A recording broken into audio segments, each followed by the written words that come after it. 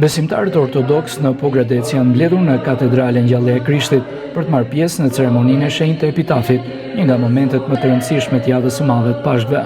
Në një atmosferë të qetë dhe plot devocion, qindra qytetar kanë ndjekur me përkushtim ritualin e drejtuar nga Atë Vasil Jovani, duke ndezur qirinje, duke u lutur për paqe, shëndet dhe mirësi.